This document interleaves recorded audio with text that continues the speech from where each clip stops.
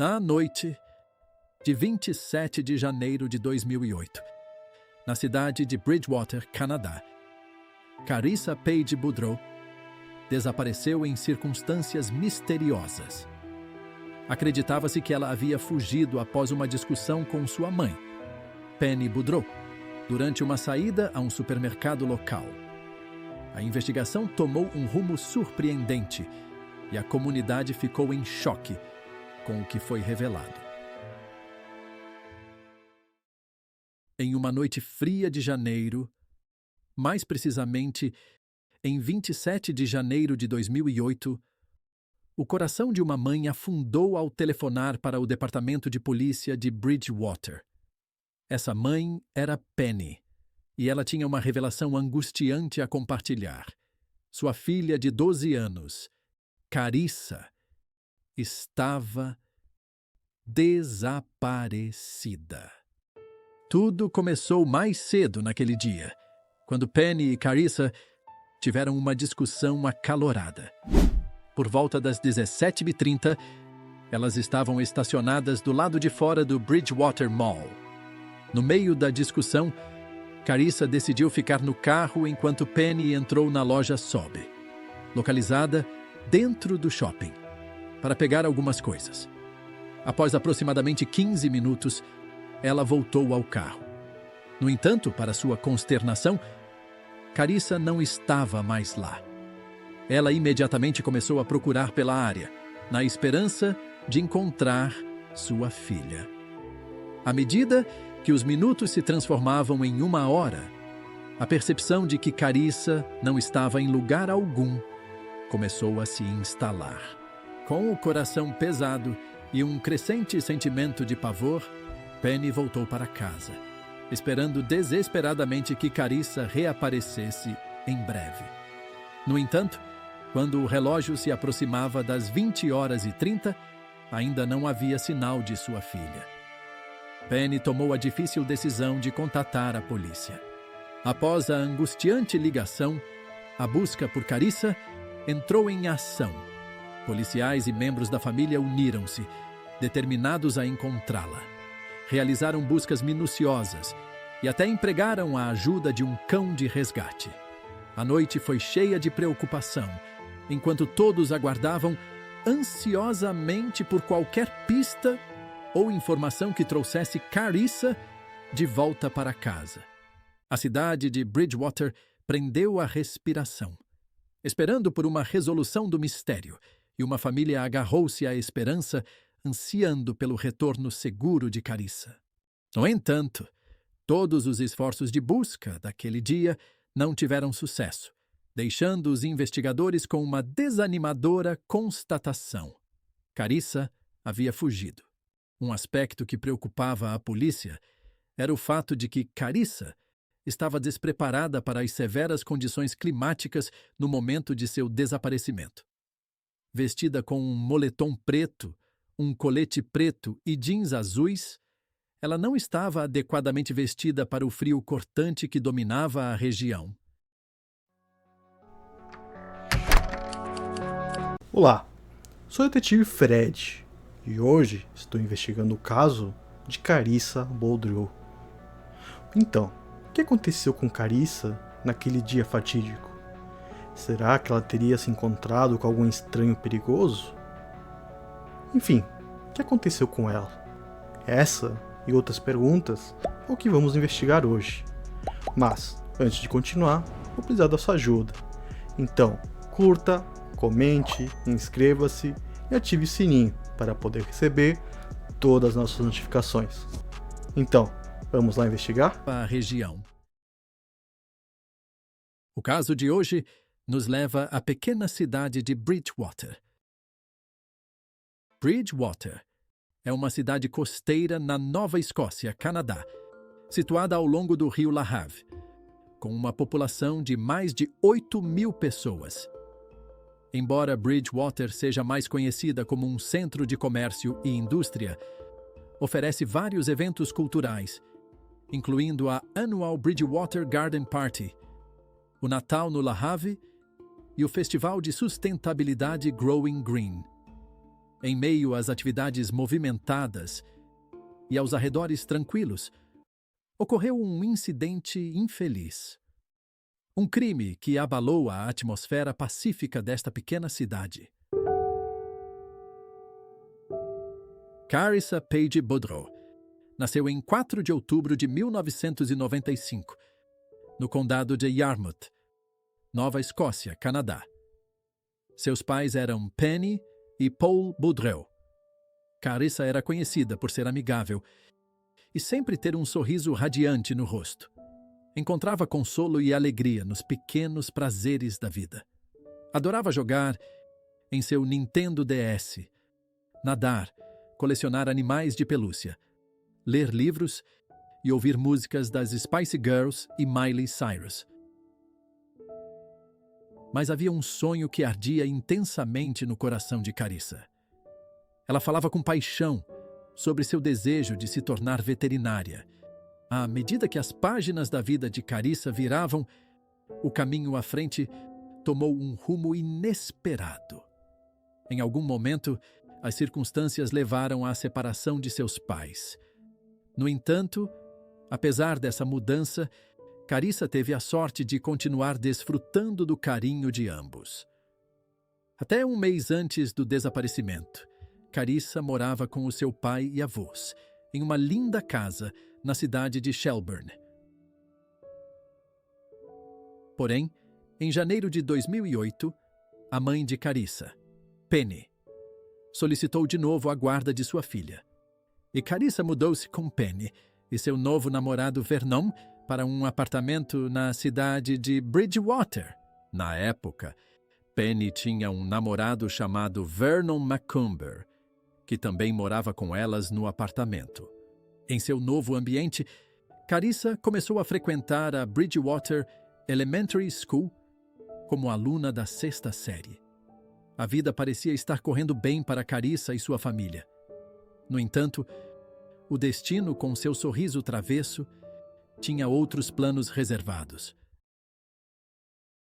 A manhã de 28 de janeiro de 2008 chegou com um senso de urgência. Os oficiais do Departamento de Polícia de Bridgewater reconheceram a gravidade da situação e tomaram medidas decisivas. Eles contataram outros serviços de polícia, espalhando a notícia em sua busca incansável por Carissa. A busca por respostas logo se tornou um assunto público. Os investigadores examinaram minuciosamente as fitas de vigilância das empresas ao redor do Bridgewater Mall, que ofereciam vislumbres dos momentos que antecederam o desaparecimento de Carissa. Eles reuniram as informações fornecidas pela mãe de Carissa, Penny, confirmando que ela realmente esteve na loja Sobeys, como havia relatado. No entanto, uma realidade desanimadora surgiu. Não havia câmeras de vigilância no estacionamento do shopping. Sem isso, eles não puderam confirmar se Carissa estava presente ou em que direção ela poderia ter ido caso tivesse deixado o local. A ausência dessa evidência concreta representou um desafio, mas apenas alimentou a determinação dos investigadores. Eles permaneceram resolutos, sem desistir da busca por Carissa. O amanhecer de 29 de janeiro de 2008 trouxe um desenvolvimento crítico na busca por Carissa. Penny, a mãe de Carissa, tomou a dianteira em uma coletiva de imprensa. Seus olhos se encheram de lágrimas. Sua voz tremia de emoção. Com vulnerabilidade crua, ela implorou pelo retorno seguro de sua filha, pedindo a Carissa que entrasse em contato e informasse que estava bem. What to say, and I hope she's listening. I don't know if I can do this. It's okay. We all love you. We all love Carissa. We love you. Our grandparents are looking for you. All of us are. I don't know where you are, but just come home or call or something, please. All your friends are looking for you, and we're all worried. We just want you home safe. It's not like we're going to get mad. We just want you home safe. Please. Durante a coletiva de imprensa, Penny compartilhou mais detalhes sobre o dia em que Carissa desapareceu. Ela revelou que havia levado Carissa para um passeio de carro, na esperança de ter uma conversa sincera para abordar alguns problemas subjacentes. Penny revelou que Carissa estava insatisfeita com a situação de vida atual e tinha dificuldade em fazer amigos desde a mudança para Bridgewater.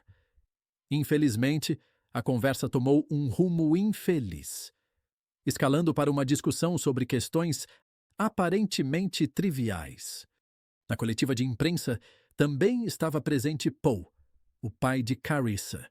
Sua presença simbolizava a frente unida de uma família desesperada. Com o coração pesado, ele se juntou a Penny para fazer um apelo à filha, pedindo que ela voltasse para casa. O apelo emocional deles ressoou profundamente, tocando os corações não só dos presentes na sala, mas também da comunidade em geral.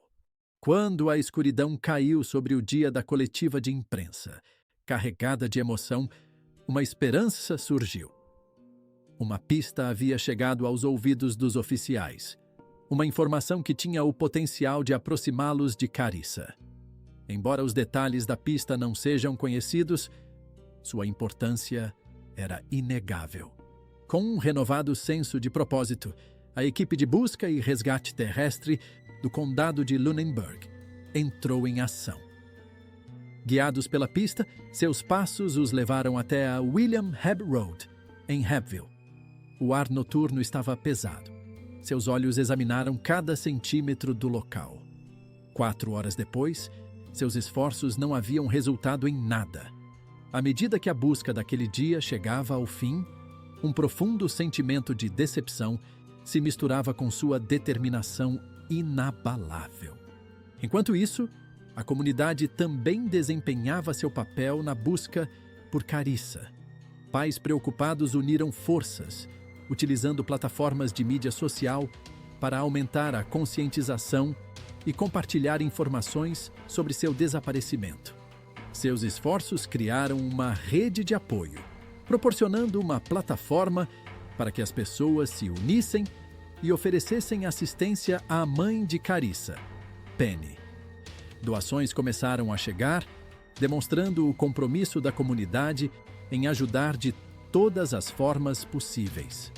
Em toda Bridgewater e além, cartazes de pessoa desaparecida com fotos de Carissa eram exibidos em destaque. Eles serviam como um lembrete constante de sua ausência, instando qualquer pessoa com informações a se manifestar. Em 31 de janeiro de 2008, 2 policiais realizaram uma busca extensa em vários locais, usando um helicóptero do Departamento de Recursos Naturais. Eles vasculharam o rio Lahave, o Bridgewater Mall e as áreas arborizadas ao redor da cidade. Apesar da busca minuciosa, nenhuma evidência relacionada ao desaparecimento de Carissa foi encontrada. Em 1º de fevereiro de 2008, foi marcada mais uma coletiva de imprensa. Penny, a mãe de Carissa, tomou a dianteira mais uma vez. Sua voz carregada de um misto de desespero e determinação. Carissa, I just want to tell you that you have lots of people who love you and want you home. Your Aunt April is here, your mom is here, your dad, Shane, Vernon, your friend Sarah's worried sick, everybody at school, your grandmothers, everybody. Please just reach out to someone, at least call us and let you know you're okay. We all love you. If there's anybody out there that knows, has seen her or anything, please call. It's hard to not know where your kid is. Com os olhos cheios de lágrimas, ela fez outro apelo sincero, suas palavras ecoando a angústia de um pai ansiando pelo retorno seguro de seu filho. Ela expressou a dor indescritível de não saber onde sua filha estava. Ao lado de Penny, a polícia permaneceu, uma presença firme em seu compromisso de encontrar Carissa.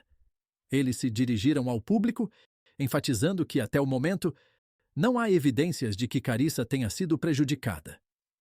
As palavras ofereciam um vislumbre de esperança em meio a um mar de incertezas. Nos dias seguintes à coletiva de imprensa, a busca por Carissa se intensificou. Mergulhadores enfrentaram as águas geladas do rio Lahave, vasculhando a área atrás do Bridgewater Mall e rio abaixo até Shipyards Landing. Em 6 de fevereiro de 2008, a busca foi concluída e a polícia anunciou que estava confiante de que Carissa não estava no rio. A polícia continuou sua busca implacável por pistas.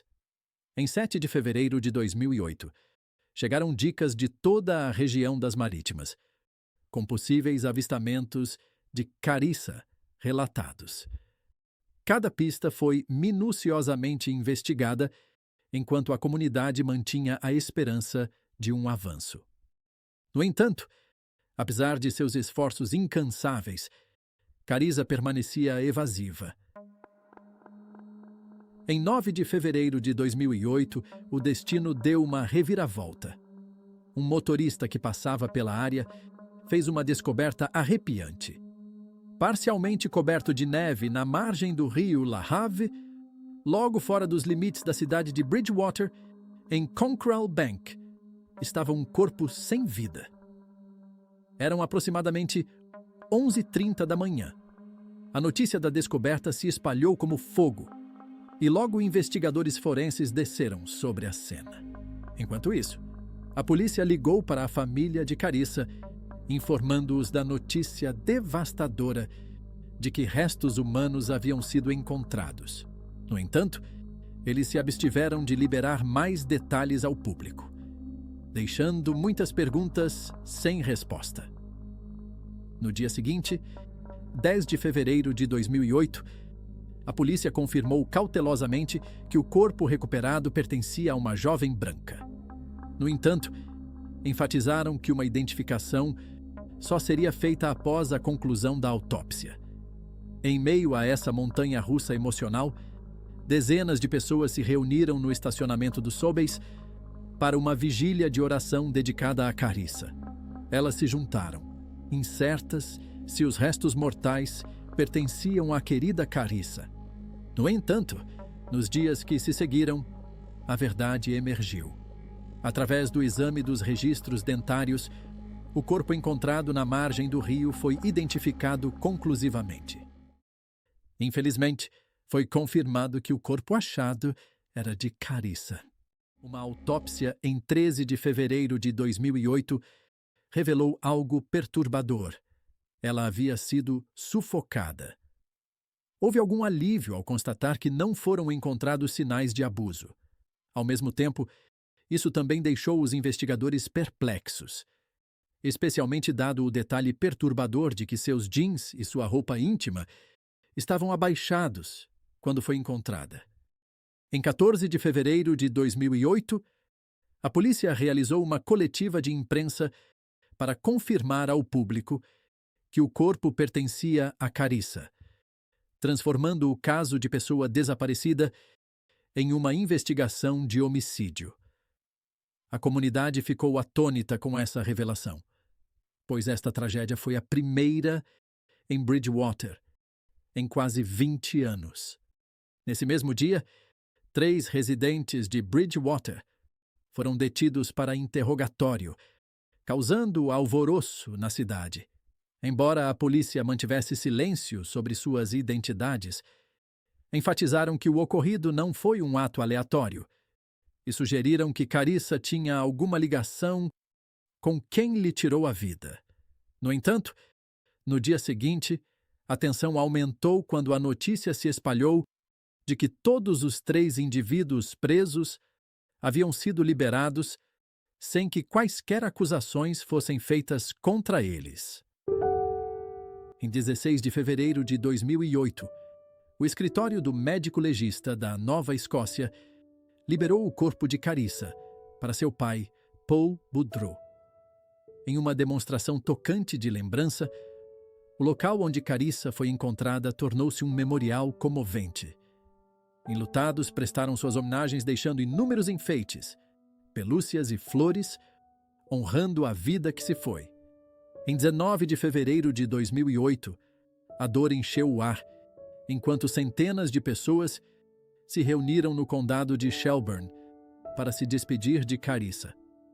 A pequena cidade era onde seu pai e avós ainda residiam. O serviço fúnebre solene foi conduzido pelo reverendo Perry Ingersoll. Durante o serviço, uma apresentação de slides capturando os preciosos momentos que Carissa compartilhou com seus entes queridos foi exibida enquanto lágrimas escorriam pelos rostos dos presentes. 2 tias de Carissa se apresentaram para ler poemas, oferecendo consolo e palavras de conforto à multidão enlutada. Quando tudo foi dito e feito, Carissa finalmente foi sepultada no cemitério Clark's Harbour. 4 dias depois, em 23 de fevereiro de 2008, Bridgewater se reuniu para homenagear Carissa em um emocionante serviço memorial organizado por 9 igrejas. A cidade a havia abraçado como sua própria, considerando-a filha de Bridgewater. Após o funeral de sua filha, Penny mudou-se para Halifax, uma cidade situada a cerca de 80 quilômetros de Bridgewater. Ela fez a mudança, talvez buscando um novo começo em um lugar diferente.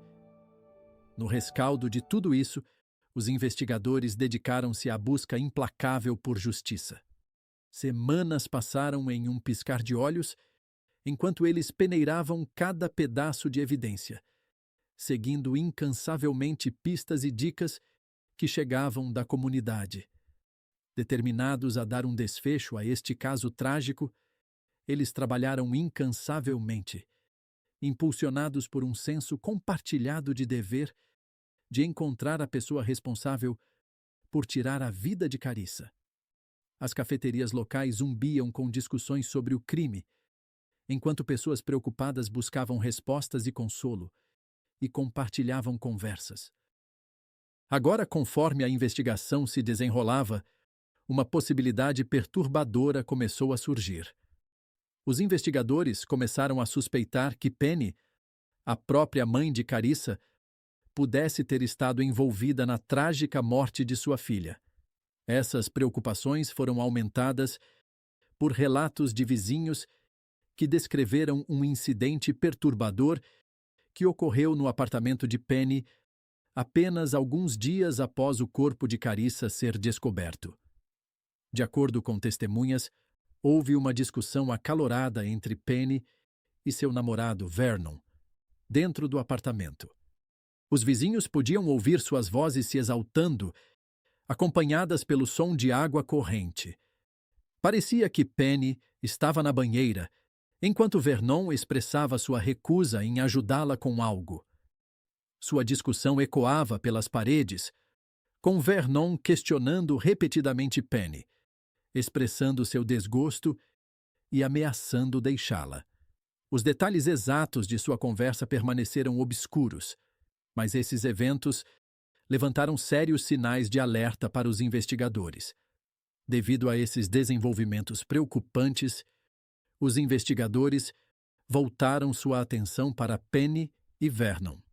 O caso que antes era trágico, agora tomava uma reviravolta arrepiante, pois a investigação começava a explorar as complexidades da dinâmica familiar e os segredos escondidos por trás de portas fechadas. Em uma jogada estratégica, agentes infiltrados entraram na vida de Vernon, se passando por membros de um sindicato do crime notório. Ganhando sua confiança, eles iniciaram conversas sobre o acontecido com Carissa. Vernon negou qualquer envolvimento no crime.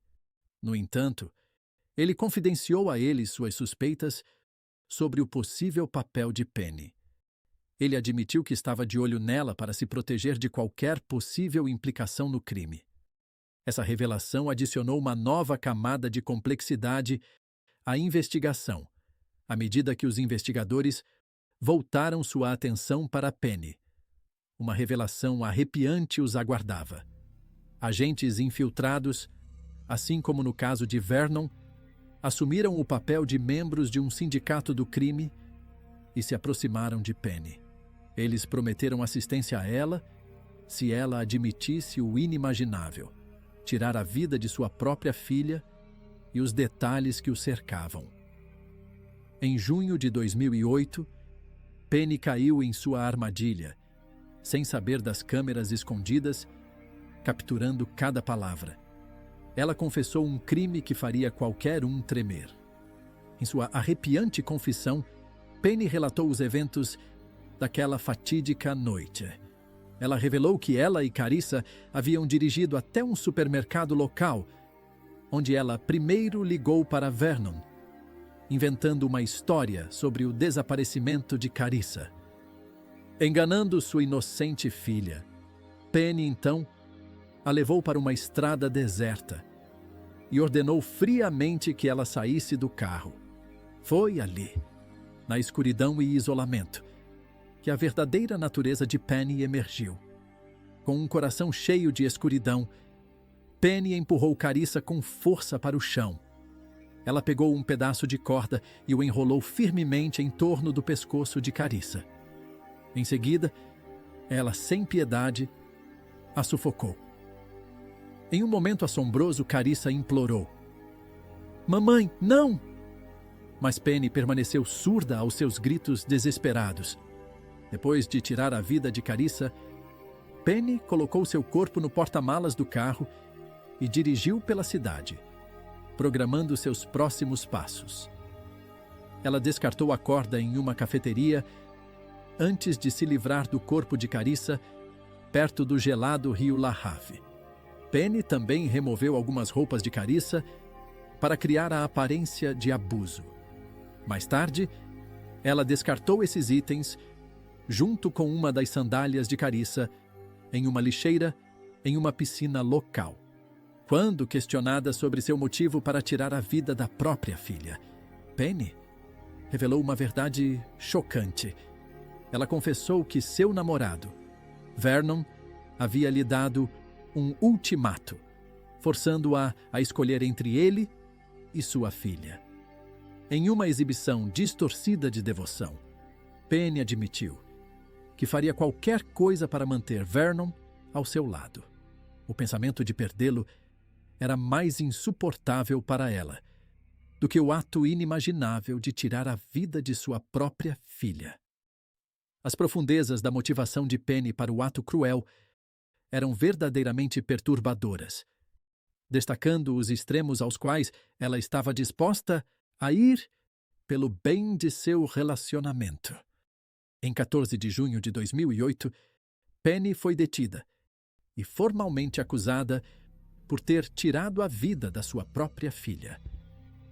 A notícia da prisão se espalhou como fogo, deixando os moradores atônitos e lutando para compreender a realidade horripilante. Entre aqueles profundamente afetados estava o pai de Carissa, Paul, que ficou arrasado ao saber que Penny havia conhecido a verdade sobre o destino de sua filha o tempo todo. O peso da traição e da perda pesava muito sobre ele, enquanto tentava lidar com as ações insondáveis da mulher que um dia amara. Enquanto isso, durante a prisão de Penny, Vernon foi entrevistado pelas autoridades. Ele negou veementemente ter dado um ultimato a Penny, refutando sua alegação e mantendo sua inocência. Em vez disso, ele explicou que havia expressado preocupações sobre as discussões incessantes entre Penny e Carissa, sugerindo que algo precisava ser feito para abordar a tensão crescente. Vernon afirmou que não tinha ideia do caminho sombrio que Penny acabaria por tomar. Em 16 de junho de 2008, Penny fez sua primeira aparição no tribunal, segurando um lenço em suas mãos trêmulas. Ela chorou incontrolavelmente, incapaz de pronunciar uma palavra quando a acusação foi lida em voz alta. O ambiente estava carregado com uma tristeza coletiva e incredulidade, cercando a trágica perda de Carissa. Enquanto Penny era escoltada para fora do tribunal, uma multidão havia se reunido do lado de fora. Com as emoções à flor da pele, Insultos dos mais variados ecoaram pelo ar. Em 4 de dezembro de 2008, Penny encontrou-se na sala de audiências de Bridgewater. Um clima de tensão preenchia a sala, enquanto ela balançava para frente e para trás. Advogados participavam de discussões sobre os próximos procedimentos judiciais, determinando datas para futuras aparições. No final, o tribunal marcou sua próxima aparição para 30 de janeiro de 2009, deixando Penny com um peso assustador, até que ela enfrentasse novamente todo o peso do processo legal. Em 30 de janeiro de 2009, a sala de audiências estava cheia e a tensão estava no ar, quando Penny fez sua declaração de culpada pela acusação que carregava em suas costas. A decisão de aceitar o acordo foi tomada para evitar um julgamento longo. Vestida com uma camiseta preta e jeans, Penny chorou incontrolavelmente durante toda a audiência. Durante os procedimentos, o pai de Carissa, Paul, compartilhou uma declaração de impacto da vítima, suas palavras ressoando com profunda tristeza. Ele escreveu sobre como sua felicidade havia sido despedaçada, suas esperanças e sonhos destruídos, por um único ato egoísta. Para um pai, tomar essa decisão ainda não consigo compreender. Ela simplesmente poderia ter deixado Carissa comigo. Teríamos ficado muito felizes. Sabe, se eu soubesse que isso ia acontecer, nunca, jamais a teria deixado voltar. Quando o momento da sentença chegou, a juíza Margaret Stewart lançou um olhar para Penny e proferiu palavras que perfuraram a atmosfera pesada da sala de audiências. "Você nunca pode se chamar de mãe", ela declarou firmemente. À medida que o peso de sua punição se abateu sobre ela, Penny se levantou brevemente para se dirigir ao tribunal. Sua voz mal audível, ela sussurrou: "Me desculpe." Enquanto Paul saía da sala de audiências, suas emoções ainda cruas pelos procedimentos, ele não pôde deixar de expressar sua profunda frustração e incredulidade. Ele falou com uma mistura de raiva e tristeza, acusando Penny de derramar apenas lágrimas de crocodilo pela perda de sua filha. Paul também não pôde deixar de questionar as escolhas de Penny. Ele se perguntou por que ela não considerou a opção de permitir que sua filha vivesse com ele ou com outro membro da família. Por que preferiu tirar a vida de sua filha, em vez de deixá-la ter uma vida feliz com ele e seus avós? Na sequência, Vernon expressou sua profunda tristeza pela morte de Carissa em uma entrevista. Ele compartilhou o quanto ela significava para ele e a imensa culpa que sentia por não poder protegê-la. Vernon também mencionou as dificuldades que enfrentou para encontrar emprego devido à sua associação com o caso. Até mudou de cidade porque as pessoas não tinham confiança nele. Enquanto isso, Paul estava determinado a seguir em frente e não deixar que a trágica perda de sua filha definisse sua vida. Visitar Bridgewater, onde o fato ocorreu, inicialmente foi avassalador para ele devido à ansiedade. No entanto, com o tempo, ele conseguiu superar seus medos e reconstruir sua vida em Shelburne. Ele encontrou amor e companheirismo com uma mulher chamada Kim, e juntos eles guardaram a memória de Carissa. Paul garantiu que sua filha, que tiveram juntos, Carme, soubesse sobre sua irmã mais velha falecida. Finalmente, a sentença foi proferida. Penny foi condenada a passar o resto de sua vida atrás das grades, sem possibilidade de liberdade condicional por 20 anos a partir da data de sua prisão. Ao revisar o apartamento onde morava Carissa, acharam um par de notas que ela escreveu dias antes do seu triste fim. Nestas notas estava escrito o seguinte: "Estou triste porque 1. Tenho que ir para a escola amanhã. 2. Estranho meus avós. 3. Tenho que ir para a cama às 9h30 em vez das 11. 4. Estou morando em um apartamento. 5. Não tenho um quarto para minhas coisas. 6. Me sinto apertada. 7. Fim da história. Minha vida apesta enquanto não morar em uma casa. Estou mal porque 1. Mamãe está morando com Vernon. 2. Mamãe me obrigou a me mudar com ela. 3. Mamãe brigou com meu avô. 4. Quero um quarto maior para mim. 5. Não gosto que Vernon more com a gente. 6. Este é o fim. Minha vida está arruinada. Assina Carissa. O caso de Carissa serve como um lembrete das profundezas da escuridão humana e das complexidades dos relacionamentos humanos. Isso nos faz refletir sobre a importância de nutrir e proteger os vulneráveis e as consequências de escolhas guiadas por prioridades equivocadas ou desespero. Ao fecharmos este capítulo, uma pergunta permanece.